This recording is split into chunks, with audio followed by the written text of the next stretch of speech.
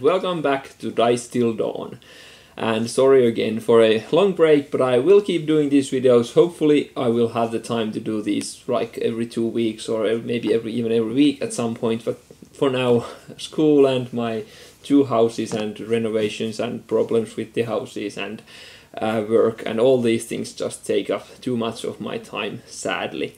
Gladly I still have the time to play, but sadly that means that my videos aren't going up as often as I would like. But I do enjoy this, so I will keep doing this no matter how it happens. Hopefully someone is still with me. Anyway, without much further ado, I'm going back to a top 10 list today.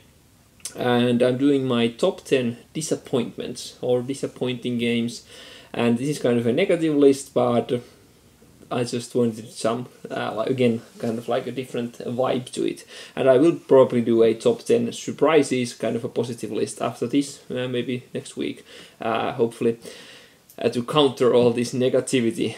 Again, I'm not saying these are like horrible games, but anyway. So first of all, be sure that there are probably some people's favorite games here. I'm not saying these are necessarily bad games or anything, but just I didn't like them, or they had something that made me like even hate them, or at least dislike them, or at the very least I was waiting for a great game and I only got a mediocre or bad game. That's like that's the reason. And I was trying to order these in like the amount of disparity between my excitement and my disappointment, so that the number one isn't necessarily the worst game or like kind of like the biggest disappointment in a sense, but it's like the game that I had the most hopes for, but it didn't meet any or all of them, stuff like that. So number 10s might be like, you know, kind of different. So that's what I was going for, but it wasn't easy to order these. So these are just 10,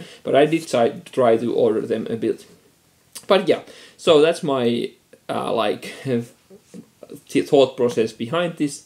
And hopefully, again, don't get hurt over your feelings or anything. Just give me your pointers, what are your disappointments and stuff like that. But this is my list, I guess.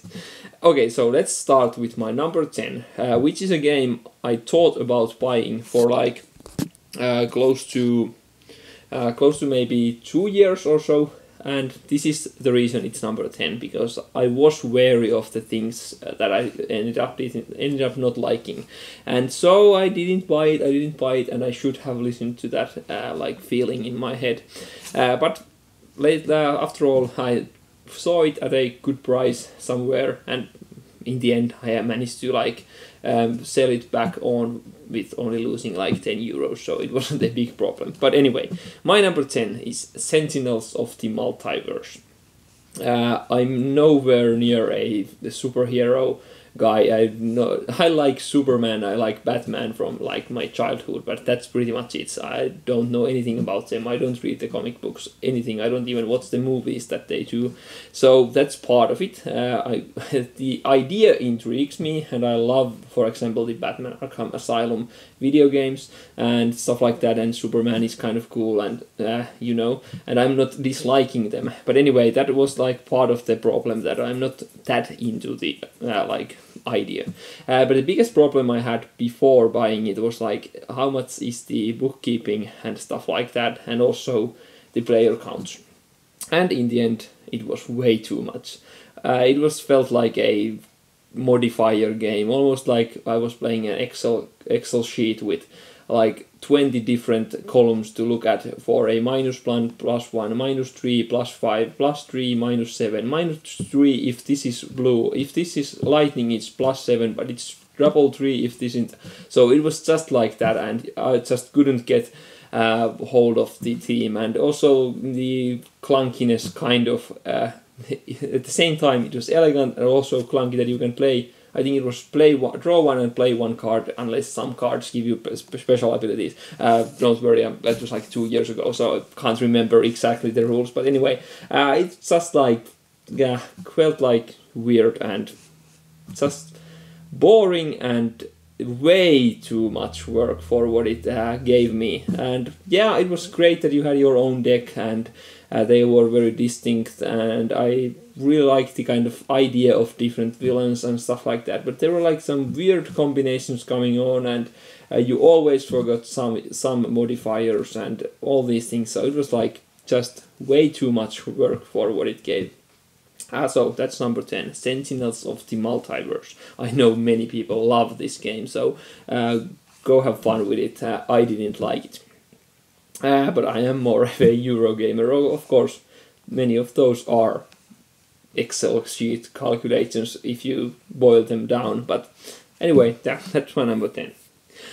Okay, so number 9 is a game that I actually also kind of had my eye on for years. I actually did play one game of it at a friend's house before getting it myself, and had a semi-fun time, and I thought that maybe at some point this could be fun. But in the end, I played it a few times and then sold it on. So I don't have any of these boxes here because I've sold all of these except one. But that is for sale now. So anyway, my number 9 is Betrayal at House on the Hill. And the problems with this game were the haunts, especially the way that they come out. You never know how good it's going to be, or even if the haunt itself is good, the setup that has happened to come by on that game might make it broken in many ways. And even bigger than that is the problem that this is a game that kind of you want to play with a new players and like have fun with a family or kind of situation, not necessarily the gamers in your life.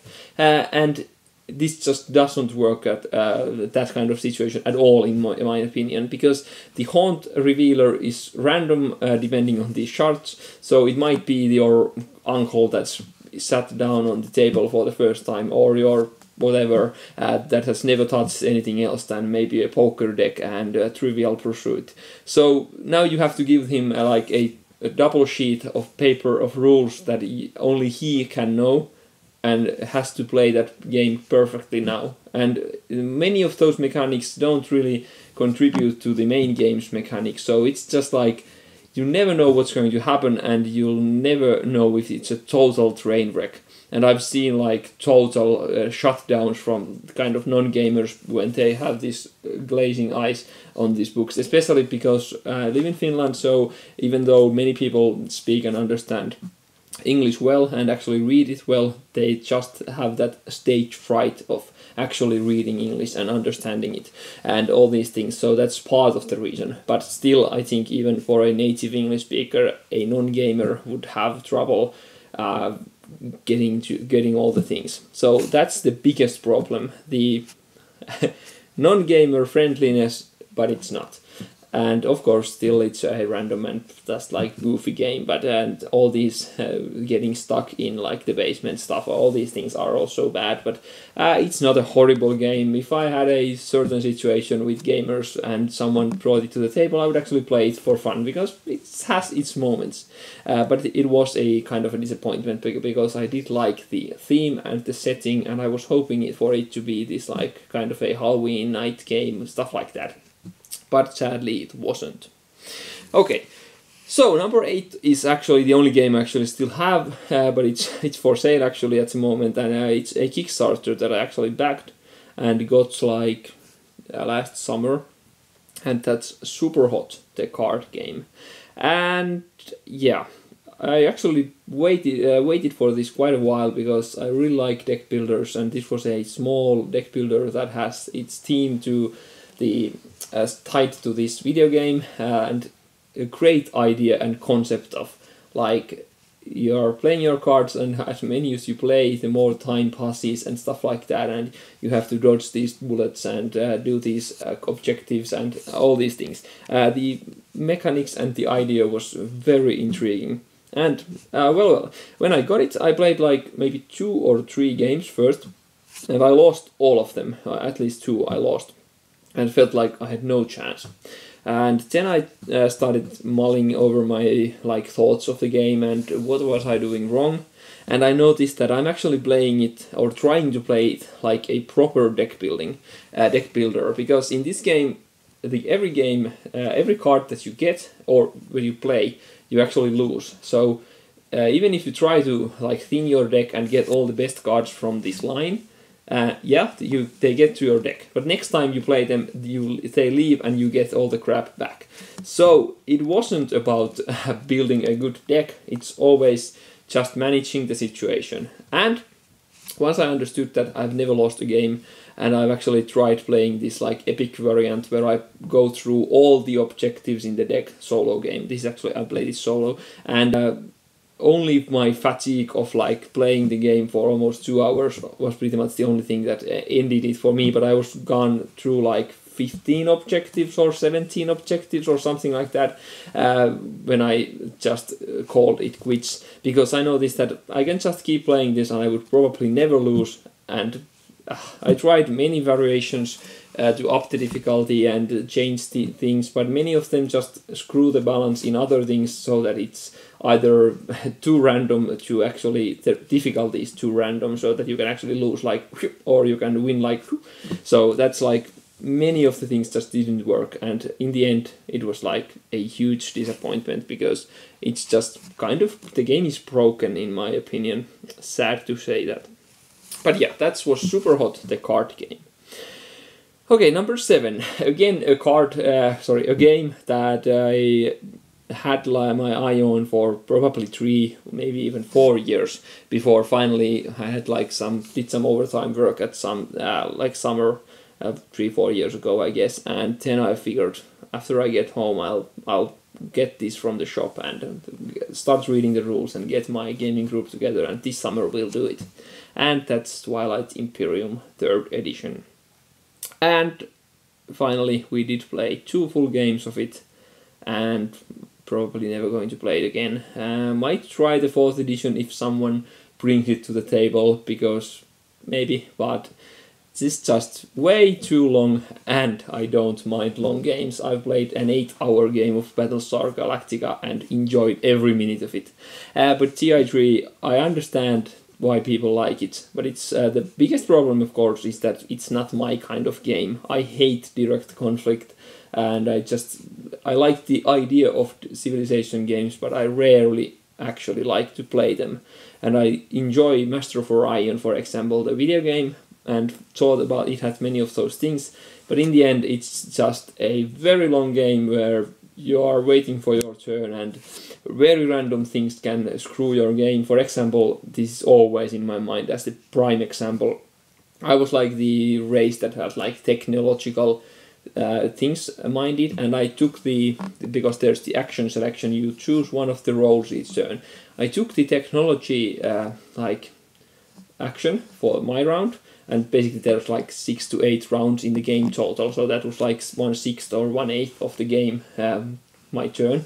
And one guy just played an event card, not even out of malice. He was just, yeah, let's do this.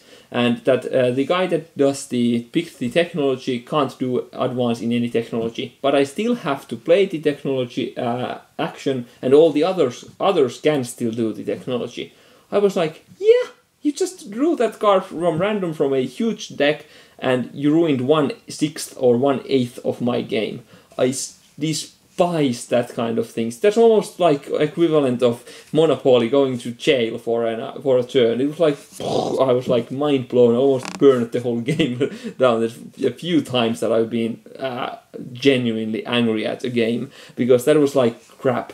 And all the other things still, it's like, if you don't all try to complete the game, it goes on forever. Because the only things I enjoy about it is like the technology tree and building my forces and doing these things. But I don't even like to attack with them, especially when you start the attack. It takes for 30 minutes of dice rolling, and then you see that, oh, we both had 3 ships left now, or stuff like that.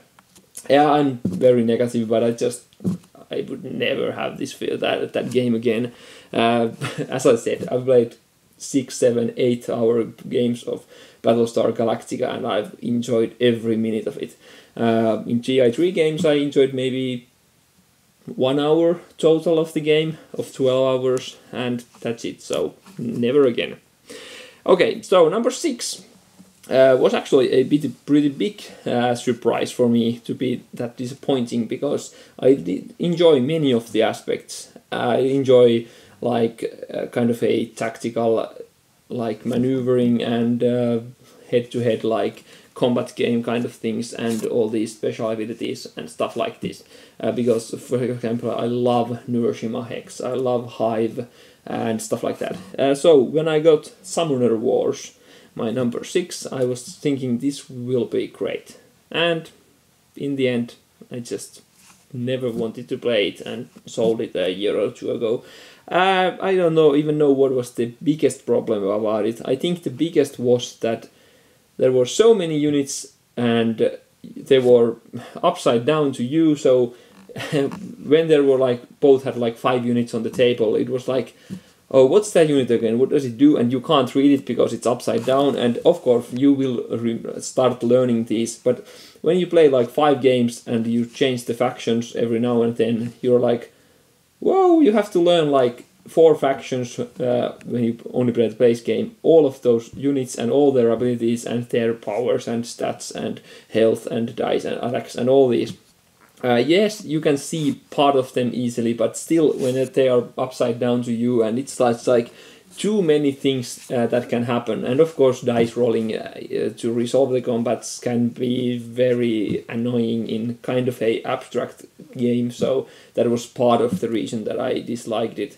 And a few things, I like the idea, and it's not a horrible game by any means. If like someone just said that I want to play Summoner Wars, yeah, I might actually play it again, but haven't really regretted the decision to sell it anyway. So that's my number 6, Summoner Wars. Oh, number 5. This is a game that I actually talked about in another negative list already, and actually this has many of the same elements as my number 10. And this is a game that I watched actually on tabletop for the first time, and I was like intrigued and maybe even interested, and thought like that sounds like a cool idea. And I thought about it and actually watched the video again, I think, and tried to see that if there's something that I'm missing. And I wasn't like, this has to be good, but I had a feeling that this must be fun. And that game is Smash Up. And in the end, I just sort of hated it. It's way too long with more players, and again, the constant calculations. When you have like 4 players and everyone has troops in all these bases, and you destroy one guy that gives +1 to all your others and -1 to all the others, you have to change every single modifier on the table, basically. So all the bases get plus or minus, all the units get plus or minus, and you have to always figure out, every single card might actually change like 5 or 6 things on the table. And usually we had a D20 to mark the bases and their score, but usually we just noticed that after 1 or 2 cards we forgot to change them, so we were always a step behind anyway, and it's just like so annoying. And sometimes it just went on and on and on and on and on. It just wouldn't end. It's like kind of a Bang, the card game, which is like a kind of a similar thing. It just wouldn't stop, and so annoying. And the constant calculations, like Sentinels of the Multiverse with the modifications, it's just like takes this like charming idea of smashing 2 factions like robots and ninjas together and doing this cool combo faction, and just destroys the fun basic idea of playing a few cards and trying to win these bases, and then just makes it a mathematics or calculus 101 and a modifier 101, and just takes out all the fun from the game. So my number 5, Smash Up. Then we're on to number 4. This was a pretty big disappointment actually, because I was actually quite interested in this game.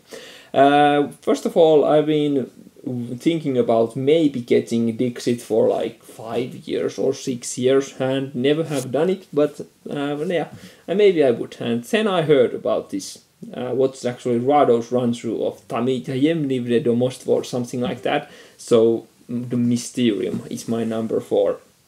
And I finally got it. I actually got a Finnish copy, of the game when it released, and about at the same time.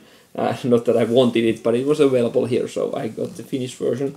And first of all, I played it with my girlfriend, 2-player, and it was like one of the worst rulebooks I've ever read in any game. It was like I just couldn't understand what they were trying to say, and I had like 40 minutes of thinking about it. It should be easy family game. I was probably overthinking something, and maybe it was the Finnish translation, maybe it was something, but it was like horrible experience trying to play the game for the first time. And well, that's okay. I finally got through it. But then I noticed that this game is just stupid in all sense, because you are actually kind of like you are trying to deduce who is your tree, which is a cool idea, and then in the end it didn't even matter, because you do this like second step of finding out the actual culprit and the place and the murder weapon. So the first part, which is the most interesting part, has nothing to do with the end, except that you have to pass it to get to the final part. And it was like, what? And I tried to just think of like variants where you could like maybe fix this a bit, and now I couldn't think of anything. Then I played a 4-player game with my like sister's 2 children, and we all hated it almost, even though they were like super interested to play it, and I was too to finally see it as a 4-player game. And it just feels pointless to me. I get the idea, and I try to get like this is something that this person will understand, and sometimes it goes perfectly. Yeah, that's exactly. But then sometimes you put them on a wild goose chase, and then they just randomly pick the correct one, because especially in the bit lower difficulty levels, you end up just like guessing anyway and still getting ahead.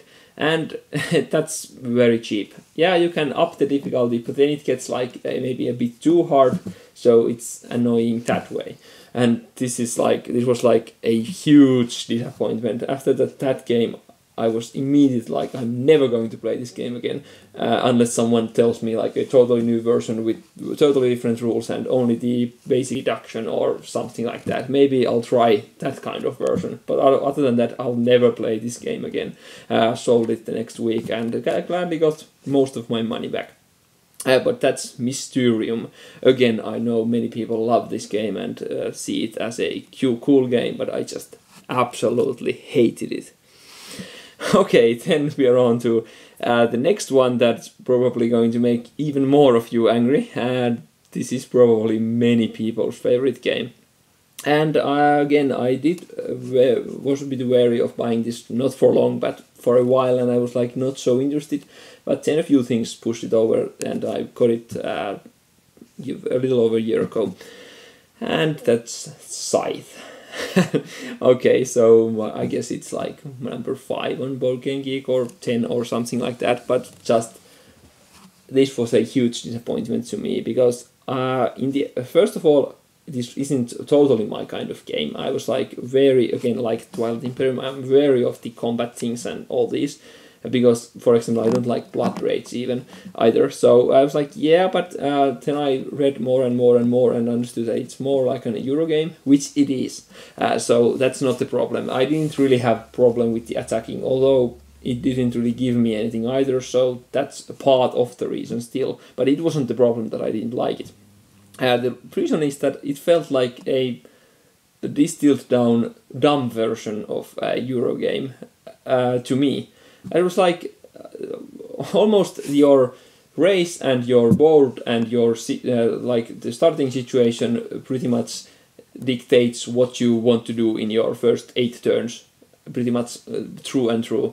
And there's very little reason to vary that, other than someone maybe attacking you, but it takes time in the game anyway, so it's like almost set in stone from the beginning what you are going to do. And it's just like there's just too little in the actual like uncovering your board. It's like it felt like not satisfying. For example, I tried to like compare it to something like Terra Mystica, where you are pushing your pieces on the board and they uncover things for you to get this income, and then you upgrade them, stuff like that. It has a few of those same ideas. And in that game, they are just always options, always you are never like stuck into a corner, and you have very many different abilities that you unlock, and everything you do changes all the things. And inside it was like, I do things and nothing happens until I do this third thing maybe later on, and it just like felt clunky and pointless and just boring to me. Boring is the kind of word that I wanted to use for it.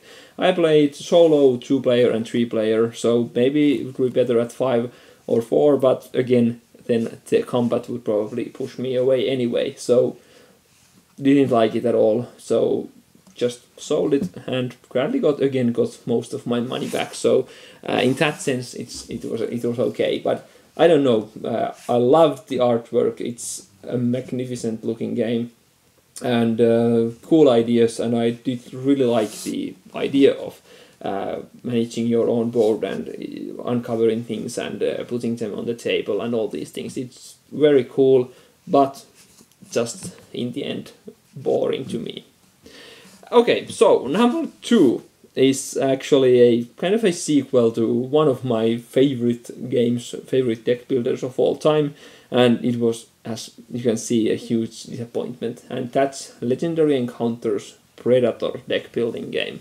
I played Alien Legendary Encounters Alien like over 100 games, well over 100 games, and I totally love that game. And so when I heard about Predator, I was like, yeah, I'm going to get on board. I really love that system and all these things. And I heard about the like 2 modes. I was like, yeah, well, that will cut the best part to half, because I'm not so interested again in the direct conflict kind of thing. But maybe it would be fun playing like semi-co-op or something like that. And yeah, so when I got it, I was like, yeah, let's play it. And I played it like 25 games, so it's not, I guess, a horrible game, but did sell it like a bit after that, because just noticed that there's pretty much no point in owning this if I have Alien. First of all, the second mode is kind of like, it's not just that I don't like the attacks or stuff like that, but it's like very luck driven and snowbally, because if you have like the perfect 2-3 turns and you maybe get a few good attack cards for the other players, you can really start to smash them down and get all the points yourself. Kind of. I'm not saying it's always going to happen, but it did happen to us a few times, and was like, yeah, what's the point in playing this mode, because there's always this someone that really crushes it and stuff like that. Yeah, well, that mode is okay, but nothing to scoff at. Well, first of all, I was like, yeah, but the co-op mode must be fun, and maybe combine it with the Alien. And from those 2 scenarios, the other one is basically broken. It can be broken in many different like types. When you don't find the one thing, but you find some of the later things too early, it's just like, what's happening now? And it's so annoying, and all these weird things that can happen in that scenario. I think it was the second movie, but I'm not actually sure. Yeah, I think it was the second movie, and it's just like way worse than anything in the Alien, and just a kind of unplayable. After we played it those few times and had all those different problems, and just like, yeah, okay, this is broken, this scenario, basically. Yeah, we did finish it many times, so it's not always broken, but there's just annoying and weird things that can happen with that scenario, and it's not even fun. So it's just like, yeah, so we have one co-op scenario that is okay. The first movie is actually quite good, so if I just added that to like Alien, it could be fun, but in the end it was like, why keep this huge box of cards when I can just play Alien and its expansion Queen? So yeah, that was an easy decision to sell. Okay, so number 1 is a game I actually made a review of a little while ago, and the biggest disappointment in the end, and that is First Martians. And first of all, in my review I did like it pretty much, or at least I had my problems or concerns, but after playing it even more after that, all the concerns have just multiplied, and all the good things that I was interested in the first or excited have gone down. So I really loved the campaign, especially the first one. Well, loved is a kind of a tough word because there were those problems you maybe saw in my video, but still it was all in all a cool experience and a bit different from like Robinson Crusoe or stuff like that. But then the Legacy campaign was pretty much crap. It's nothing legacy, nothing fun. It's just like boring and weird and can be again broken in different ways, and you'll never know the rules and you'll never know if you're doing things right, and it's hard to check them because it's kind of a legacy. So how do you check for the rules that they don't want you to see, like stuff like that? So it was just so annoying. And yeah, well, campaigns aside, the basic game, when it comes down to it, it's totally unbalanced for two players.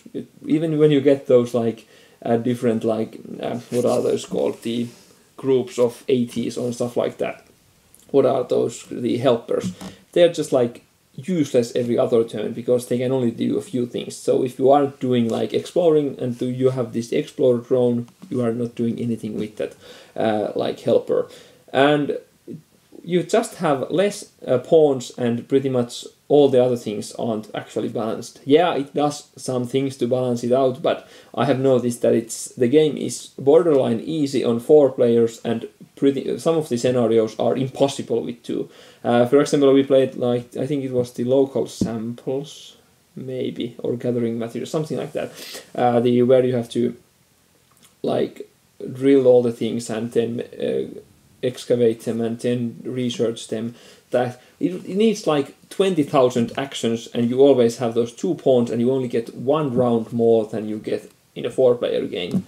And you of course have to still manage all these immediate problems and morale and stuff like that. So it was like just hilariously hard. It was like we focused only on the main mission and even took some chances and always succeeded and did the sure ones, and it was like totally broken. And it has like a ridiculous amount of luck. You could basically find the things, you have to like go maybe 3 areas long to gather the resource, and you might find 15% of the thing, but you might find 50. So basically you can do it in 2 gathers in the best case, but it might take you 7. So it's like, yeah, I'm not going anywhere near that. The 2 actions might be possible with 2-player game, but the 7 will never be possible, probably not even in a 4-player game. Of course, that 7 is not often or the usual, but I think 4 is the minimum you usually need to do for all of those things. And it's always like 5 pawns to travel that far and all these things, and it actually breaks your stuff right at the end, beginning, and you can't use them. So it was like hitting your head with a club, and it's just not fun. And don't get me wrong, Robinson Crusoe is pretty much probably harder game, but I just absolutely love it because it feels like fair, and it feels like you are trying to build these things, but everything is just crushing you, but you just slowly get a little bit better and better. In like first Martians, you have everything working, but just everything starts breaking and there's no reason why really, and just you go downhill from the beginning all the time. It's just oddly not satisfying. So first Martians was a huge disappointment and showed it last week, or actually this week I guess. And glad that I got rid of it in the end, and happily keeping my copy of Robinson Crusoe, and I love that game. And so hopefully they will make an app for Robinson Crusoe at some point. Well, anyway, that was quite of a rant, sorry. And I just, when I'm kind of like excited about things or dislike things, I just get all this ramble in me, so sorry for the rant. And again, don't take it to yourself if these are your favorite games. I try to tell the reasons why I didn't like them.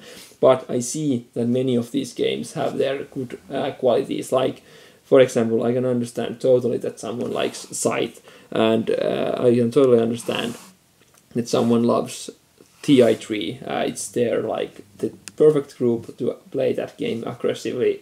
I would probably love it myself if I was that kind of person in that kind of situation, and all these things. So again, this is my list and my thoughts. And what did you think? Do you have any disappointments of your own, or did you disagree with me? Give me some comments, and hopefully I'll get to that like positive list soon, because this is kind of depressing talking about all these negative things. But that was it, top 10 disappointments, and thanks for watching, and see you next time. Bye.